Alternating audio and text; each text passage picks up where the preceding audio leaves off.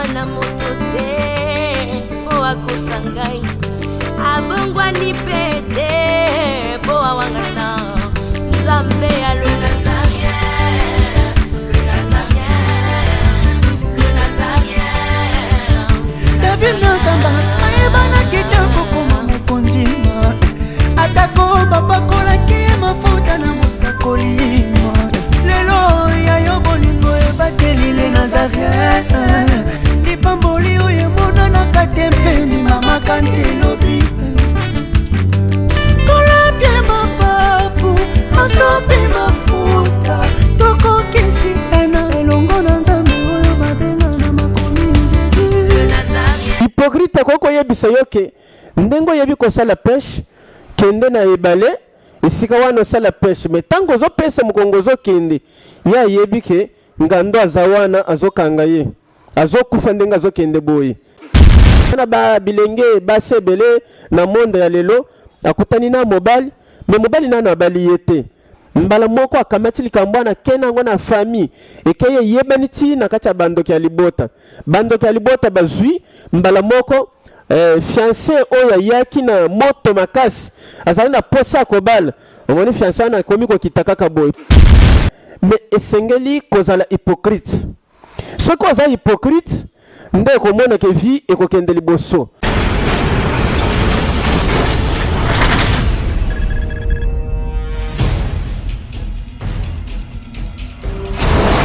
Pour vos annonces, vos prédications, vos clips, vos vidéos et autres, il y a qu'une seule adresse. N'hésitez pas à taper www.lesnazarins.com. En ces jours, nous sommes en pleine promotion.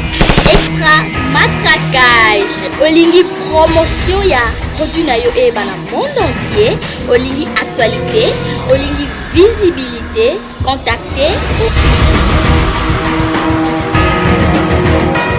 les Nazarins. 100% chrétien, toujours vos amis.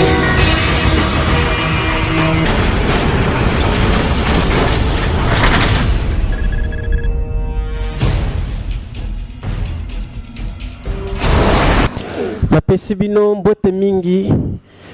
na kombo na nkolo Yesu Kristo oyo biso tochelaka elikya mikolo nyonso. Ezanga yo abino prophète Meshak Chilombo oyo na sepeli kokutana na bino lisusu na nzela ya liloba na Nzambe po Nzambe wana ayebi lolenga sangisaka biso ata okokozala mosika ozolanda ngai me yebeke na kati ya nkolo Yesu tozali esika moko lelo nde na sepeli tozala liboso na bino pona kosunga bino po biso ba chrétien ba Kristo tosungamaka mingi kaka na nzela ya liloba na Nzambe. C'est pourquoi na sepeli koleka liboso na bino pe tobolanda ngai tomeka ko partager muke tomeka kozwa mwa lisungi muke na nzela ya liloba oyo koyoka lelo lisungi oyo kozwa peut-être ekosukela kaka epa na yo moko te ekoyi kosunga meme ndeko mosusu oyo azali pembeni na yo meme ekoyi kosunga pe libota na yo mobimba. Bien-aimés frères et sœurs en Christ, nayebi ke bato ebele ba oyo bazali na grâce ya Nzambe muyini Satana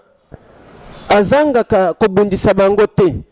Okoki kozala moponami na Nzambe meme oleka epa basali na Nzambe meme na église siko osambelaka batalisaki yo epa basali na Nzambe ke ozali na étoile ya bien, ozali na grâce ya Nzambe, ozali na ba promesse ya Nzambe, me yebe ke ba promesse ya Nzambe ezangaka bitumba te. Maloba nyonso tozoyoka epa basali na Nzambe na lolenge tozoyokela yango esengeli ke biso totelema makasi na mabondeli tozala bata mabondeli po ete ba promesse wana eyeba lolenge nini ya kokokisa makati na bomoi na biso bana na Nzambe. Nayebi ke mutu nyonso oyo abengami Moïse okoki kozala Moïse na kati na libota na yo. Soki oza Moïse na libota na yo emonani ke Nzambe asali yo Moïse mpona kobikisa bato ebele na kati na libota na yo. Peut-être baoyo bakozala na bapasi baoyo bakozala na mikakatano me Nzambe asali yo Moïse ya libota na yo. soki nzambe asala Moïse alibota na yo yebeke ba pharaon ya libota pe bazali ba pharaon ya libota bakolala pongi te bakotelemela yo ti me esika okolemba nzambe wana nde esika bakokoyisela yo esengeli ke tozala bata priere mikolo nyonso koyokaka nzambe ezali eloko ya mutuya soki oza Joseph na kati na libota na nzambe atelemisi yo yebeke mwasi Potifar pe azali ya libota kozanga te oya kokombatra yo azali pe lisusu soki nzambe asali yo David ya libota na yo yebeke Goliath ya libota pe azali esengeli kobondela nzambe tozala kaka bato priere ya mabondeli nde ezosala ke tozala ndenge tozali boyelelo na pesi bino mbote mingi bino bato bosepeli kolanda ngai na moya lelo me mama na ngai ya likambo lelo nasepeli kopartage na bino mpona oyo etali hypocrisie. Hypocrite azali nani? Hypocrite azali comédien oyo azojoue rôle ya pasteur biso tozolanda na écran tozomona ke ezali réalité me na motema ya mutu wana amiyebi ke nga naza pasteur te. Hypocrite azali mutu oyo akoki kotalisa face mosusu akoki komaske face na ye me yo ntango ozotali ozokanisaka eza face ya solo ya ye yango wana me na motema na ye ayebi ke face oyo eza face na ngai te. Hypocrite akoki koyebisa yo ke ndenge oyebi kosala peshe kende na ebale esika wana osala peshe me ntango ozopesa mokongo ozokende ye ayebi ke ngando aza wana azokanga ye azokufa ndenge azokende boye. Me bana na nzambe toyebi bienge na Bible meme Yesu aloba na bandeko moko aloba na bango ke malheur à vous les pharisiens hypocrites. Emonani ke na Bible mutu ebengami ke hypocrite azali mutu mebe oyo tokoki kokangama na ye te. Hypocrite azali mutu ya misala mabe azali ndoki azali mutu oyo akoki koprepare liwa mpona moninga mosusu me akotalisa ye elongi malamu akotalisa elongi ya bonzambe akobetela ye masolo ya kitoko oyo ezotalisa bolingo me na kati na ye ayebi ke lobi awa moto akozala na bomoi te azokufa. Hypocrite aza mutu mabe me na mondo oyo tozotraverse lelo toyebi ke biso bana na nzambe esengeli ke tozala na manière moko boye ya hypocrisie esengeli ke toyeba lolenge nini ya kovivre na kati ya hypocrisie lisusu. Nazoloba bongo natindi yo te po ete ozala hypocrite nazotalisa yo nazodifférencier lolenge ya hypocrisie po ete oyeba peut-être soki osaleli ekoki kozala malamu nzambe akoki kosunga yo. Na monde oyo tozotraverse lelo bien-aimé frères et sœurs en Christ po ete nzambe asunga yo okoma mutu munene ozala stable mipepe nyonso instabilité elonga yo te me esengeli kozala hypocrite. Soki oza hypocrite nde ekomona ke vie ekokende liboso. Kozala hypocrite epa na nzambe te bien-aimé yokanga malamu. Kozala hypocrite epa na nzambe te esengeli kozala hypocrite devant bato baza contre succès na yo. Mutu nyonso oyebi ke aza contre succès na yo okoki kotalisa verité ya vie na yo te. Esengeli kozala hypocrite epa ya bango na biso po bango bazali wana baza mieux placé po ete badétruire vie na biso. Soki ozokende Lubumbashi ata ozokende France me soki oyebisi munguna na yo ke nazokende États-Unis butu bango ba avion na bango basombaka biyete butu bango bakota na avion bakei États-Unis tango bakoma na États-Unis kuna yo oza na Afrique du Sud bakosala misala na bango ya molili kuna bakolonga yo te pe bakomona te. Mais soki bayebi ke okei na Afrique du Sud olakati bango deja balandi yo kuna bakuti yo kuna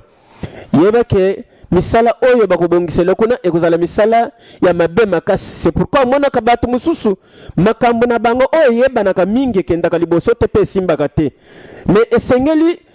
ceux qui ozolinga kosala likambo oyo moni ke ezali secret ya vie na yo ou bien ya commerce ata activité moko boy mais tango nano ekokisami te kobeta masolo epai ya banguna te kobeta masolo epai ya bandoki te soki obeti masolo ekei na ka ya banguna yebeke mission ane koyenda lisusu liboso te nde baprojet mosusu oyo bato basalaka mais abandi projet bien nanu projet wana efandi te mais asa beti masolo bato bayebaki yango deja omoni sikoyo projet wana po ete ekende liboso ekomi lisusu mobulu ekomi mikakatano. C'est pourquoi nalingi kotalisa bana na Nzambe ke mpona kozala mutu munene mpona kosala makambo ya minene kozala stable esengeli ke tozala bahypocrite liboso ya bato oyo baza contre succès na biso kozala hypocrite liboso na Nzambe te soko misali hypocrite liboso na Nzambe okokufa kaka liwa ndenge moko na liwa oyo Anania na Safira bakufaki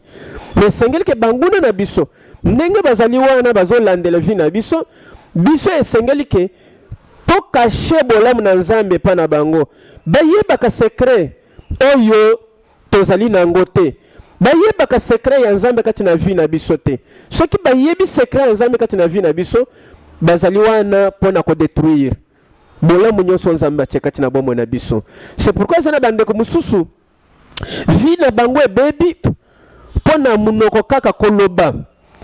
muto bombaka na secret te soki muto aza hypocrite te na ndenge nazolobela awo epai ya banguna na ye tala ezali manga ya discrétion soki muto aza na secret te to muto ana aza ya kokufa akoya kokufa kaka ndenge moko na zoyi ndenge okufaka na secret esengeli ke mutu ye moko ayeba kobatela bapromese na ye epa na Nzambe bilaka epa na Nzambe ayeba kobatela yango ezana ba bilenge basebele na monde ya lelo akutani na mobali me mobali na bali yete mbala moko akamati likambo na kenango na famille ekeye yebaniti na kati ya bandoki ya libota bazwi mbala moko fiancé oyo yaki na moto makasi azali na posa kobala omoni fiancé na komi ko kitaka boy pourquoi Paul kambane se yebani déjà monde ténèbres se yebi yango déjà mais soki mwana mwasi wana zala l'esprit à discrétion mais elingeza la passe makasi pa ba ndoki memba nguna peut ba profiter ba kota ba banda konyoko la vie ya mwana mwasi nde esengeli ke toyeba lo lengi nini ya vivre na kati ya banguna toyeba lo lengi nini ya vivre na kati ya bandoki na yebi ke mutu nyonso bengami ke mwana na Nzambe azanga ka bitumba te mutu nyonso zotambola na saa mwese azana yebi tumba mutu nyonso zotambola na saa mwese azana yeba défaut azana yeba qualité mais soki omimoni ke ozana défaut ya kozanga kobomba secret ya vie na yo bien-aimé frères et sœurs en Christ sala effort soki ekoza la molimo moko ba cheka tina yo ya kolobaka ezala okay quelque part basali na Nzambe yebiso ke Nzambe azotalisa biso ozana étoile ya bien okemba la moko ke kotalisa na kati ya banguno otalisi bango ba yebisinga ke nazana étoile ya bien yebeke bazali wana pona ko étouffer même pona ko changer méthode stratégie bakoluka nzela mususu oyo bakoyiko kokoisela yo soki ndoka luko na droite azwi yo te akoyiko changer stratégie akoluka yo na gauche lisusu.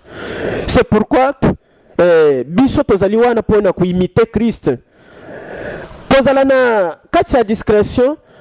ezali lolenge Christ pe banda ko vivre na kati ya bato ebele bato baza ebele mais Yesu amoni ke likambo oyo nalingi natalisa bango ezali likambo moke akolobela bango mala moko esili mais Yesu azali komema bango po amonaki ke bato baza contre succès na nga ngandi mutu nazosala effort yake na convaincre bango na boyebi ya tata na ngai obie ya mibeko ya Nzambe bandimela ye ya solo. Yesu azalaki koloba mingi en parabole soki alobi en parabole ezalaki po ete bato mabe wana bakoka kocomprendre te nini ye azoloba me bato oyo baza na posa ya lobiko nde bazalaki kocomprendre epuis bazalaki kozwa mokumba ya kolanda ye bisika azalaki po ete batuna ye maître me eloko olobaki wana ekomplikaki biso elingi koloba nini azalaki kotalisa bango ndenge ezali mais pourquoi Yesu azali koloba yango ndenge ezalaki te na kati ya bato ebele ezali kotalisama ke Yesu atondisamaki na esprit ya discrétion ezalaki kati na ye meme biso mpe esengeli ke tozala baimitateur ya Christ okozala moto ya bilobeloba te soki otali bato ebele baoyo bazangaka kobomba secret ya vie na bango ezalaka bien te vie na bango esukaka kaka mabe na ezala na ndako ya libala mwasi na mobali soki baza na kati ya ndako mwasi abombaka secret ya ndako na ye te ndako wana ezalaka na baproblème libala wana ezalaka lisusu na baproblème bakofandaka na kimia te ezala mobali soki abombaka secret ya ndako na ye te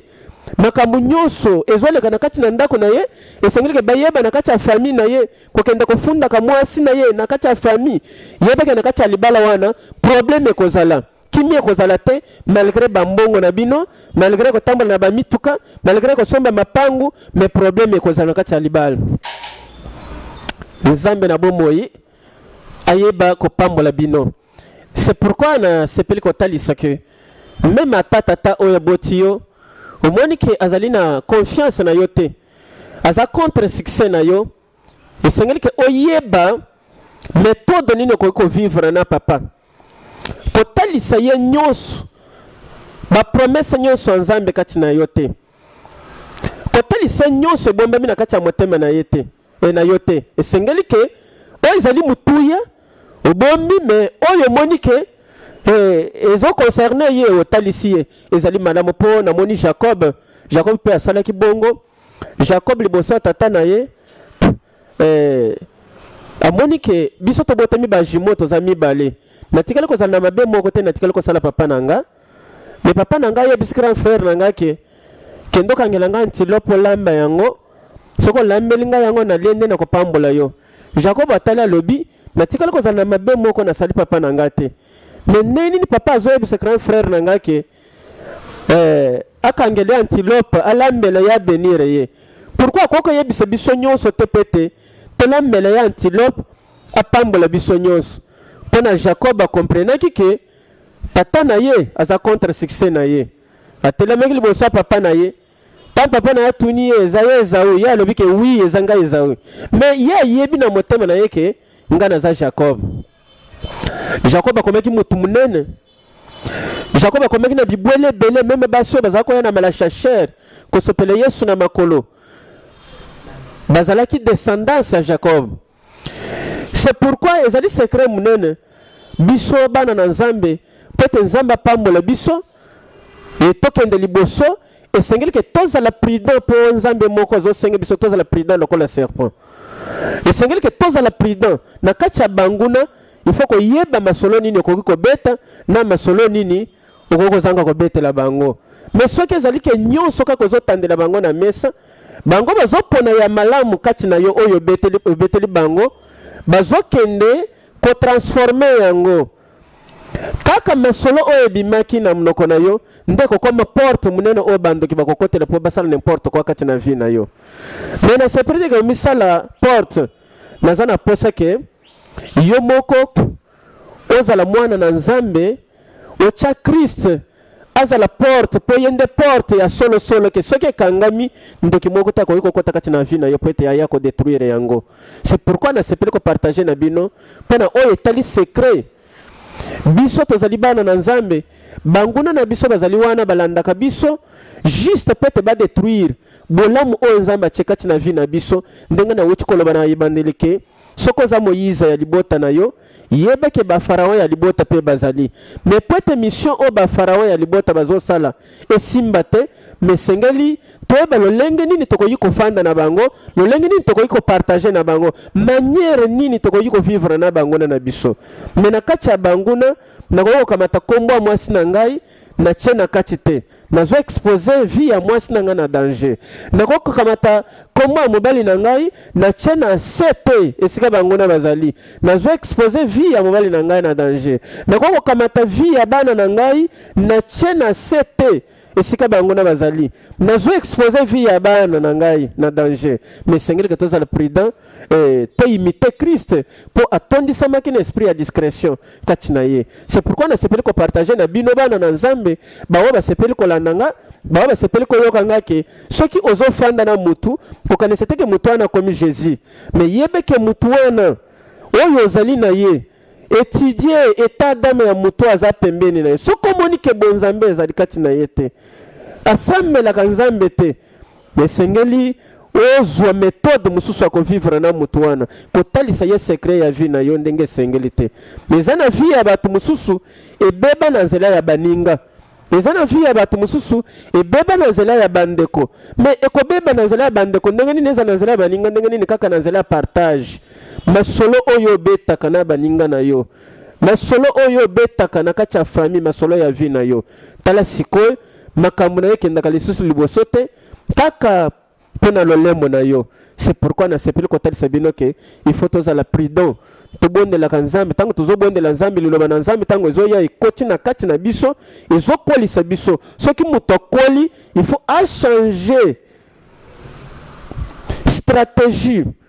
toluka méthode mususu ya kovivre na kati ya bangona na biso ekozala malamu mingi. C'est pourquoi na sepeli kopartage na bino lelo bongo na pesi bino mbote na kombo na nkolo Yesu Masia ezali ngai wa bino prophète Meshak Chilombo la force de l'Éternel na pamboli bato nyonso oyo basepeli koyoka mema kolanda biso na moya lelo nzamba pambola bino ezali kaka soki omoni ke oyo ezali malamu na salela oponi yango saleli nzamba kopambola yo na pesi bino mbote na kombo na nkolo Yesu Masia. Soki ozali na posa ya kobenga ngai numéro ya téléphone ezali wana ezali 09 99 65 55 12 09 99 65 55 12. Numéro na ngai ya Vodacom ezali 082 133 20 54 082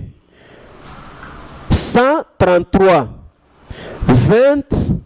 54. Wana ezali soki peut-être liloba musali na nzambe etouche bomo na yo omoni ke okoki kobenga pete o partager na ye bokota na mozindo benga kaka na numero wana ekozala malamu pete toyeba lenge nini ya ko partager malamu nzambe apambola bino na pesi bino nyonso mbote na kombo na nkolo Yesu Masia.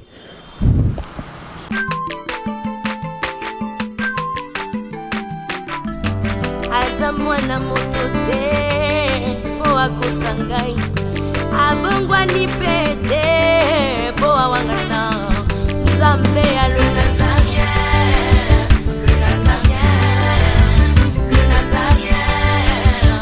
David Nzamba ayebana